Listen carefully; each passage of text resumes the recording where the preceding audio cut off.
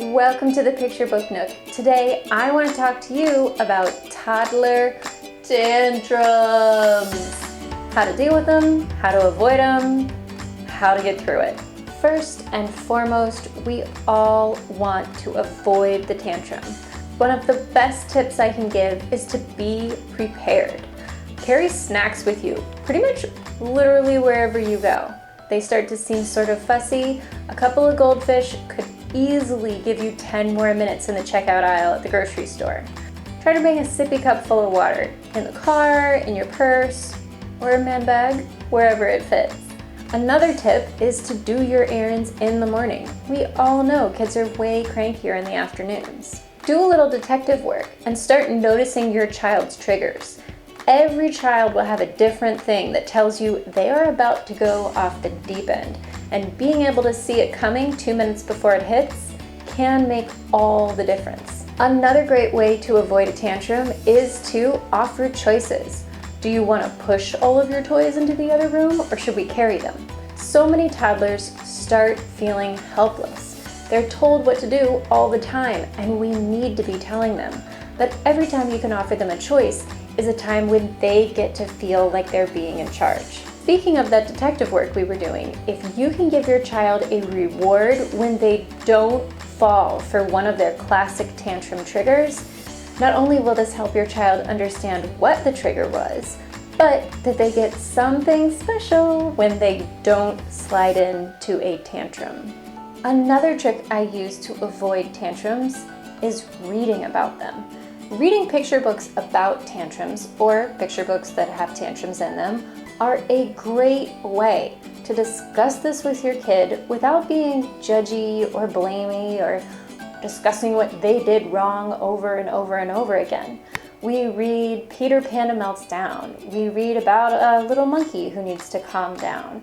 We read about the grumpies and the grouchies and all these other wonderful picture books that tell us exactly what's going on in her mind's eye. We can talk about them. Wow, he's really frustrated. That must be hard. We can talk about what the correct behavior is. He really needs to not yell. Okay, we're getting somewhere. My daughter's actually parroted back to me from these books on occasion when she's getting frustrated, or when I think she wants a kudo for not falling into a tantrum. She'll talk about little monkeys singing a song and taking deep breaths. I kid you not. It was one of the first signs to me that reading with my child about topics that are hard for her is a phenomenal thing to be doing. Lastly, I go for scheduling. Whenever I upset the schedule in my house, I see it in my daughter's behavior. I also see it in her sleep and her eating. Schedules are a big deal for little kids, so the more you can stick to a daily or even weekly routine, the better. The likelihood of tantrums goes up and then down again depending on your child's age. It's worst when they've just turned 2 years old, and it seems to ease off as they go into years 3 and 4. But of course, depending on your child's temperament, this can vary. For us, the terrible twos hit really early, and they seem to be not going anywhere anytime soon. So, is what it is. How do you deal once your child is already having the tantrum? Well, first and foremost, let's keep the kids safe. Move them away from anything that could hurt them or that they could hurt themselves on. Now we get into different parenting styles. I'm a middle of the road kind of mom. I will let them get it out. If she's just been raring to go, I'll let her have a few screams. I'm not laughing, I'm not smiling, I'm not encouraging the behavior, but I know that shutting her down right away isn't going to do anything. That said, I will not let it go on forever. After my daughter's been shouting for about 10 seconds, I will stop her and try to engage her in what is going on. I want her to use her words and tell me what's going wrong. The more she picks up on this, the easier her tantrums have gotten. She starts understanding that she can tell me what she wants or what the problem is, and some of the time, I'll fix it for her.